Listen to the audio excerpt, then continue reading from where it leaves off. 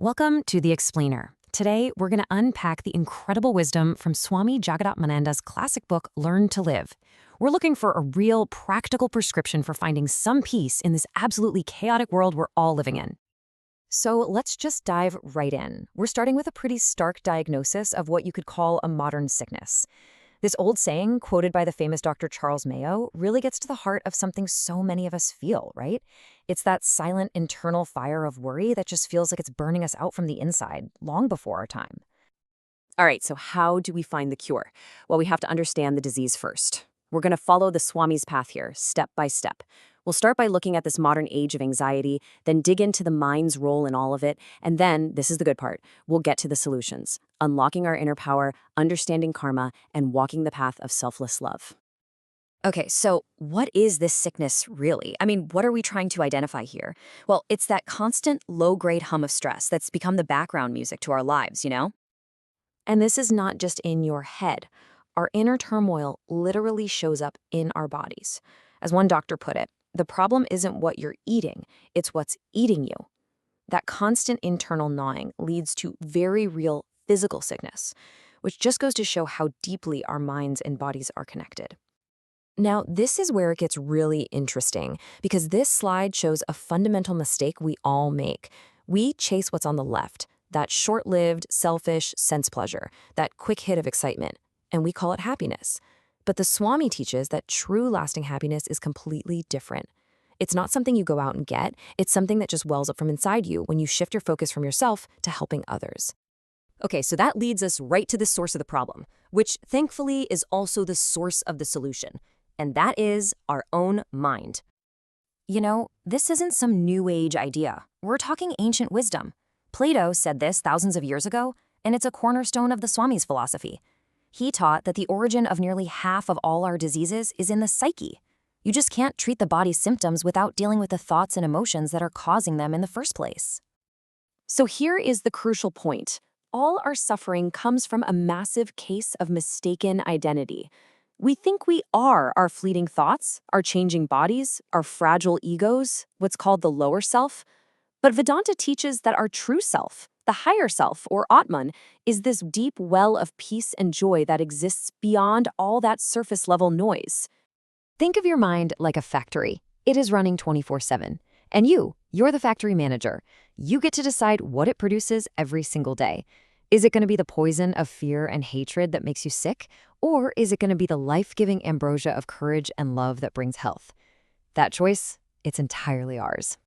And that brings us to the first, and maybe the most profound, part of the prescription, starting to realize the unbelievable power that we already have inside of us. There's this beautiful old story where the gods are trying to figure out where to hide the ultimate power of the universe. They knew that humans are relentless searchers. They thought about the deepest ocean, the highest mountain, but they knew, sooner or later, we'd find it there. In that right there, that's the core of the whole teaching. The greatest treasure, the source of all our strength and peace, isn't somewhere out there in the world. It's right here, inside of us. I mean, just stop and think about that. We spend our entire lives looking for happiness and fulfillment and power out there, in our jobs, in our relationships, in things we buy, never even suspecting that the key to everything we've ever wanted is hidden in the very last place we'd ever think to look. So, if all this power is inside us, how does that connect to the world outside of us? Well, that brings us to the second part of the prescription, really understanding the universal law of karma. Now, this is probably one of the most misunderstood ideas out there.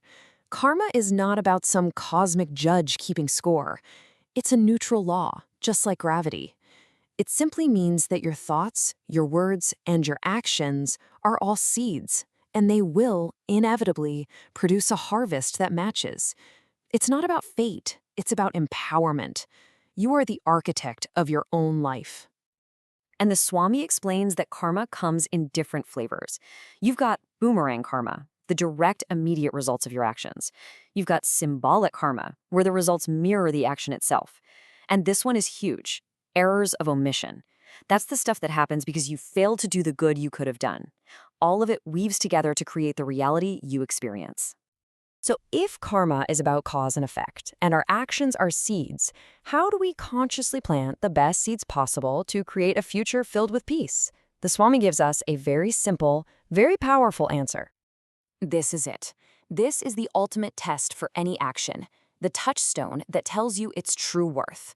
Just ask yourself, is this for me, or is it for something bigger than me?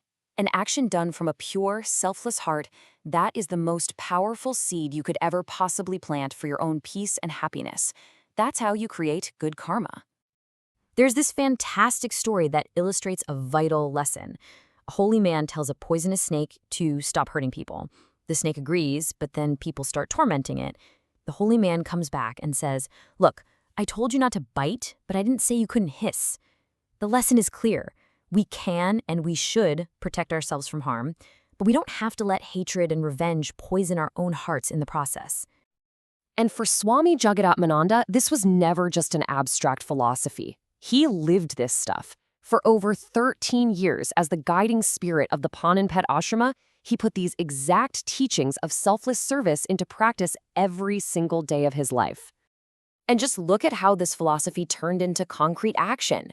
The ashrama wasn't just a quiet retreat. It was a powerhouse of selfless service, a hospital for the community, job training, a library, medical and educational aid for the poor.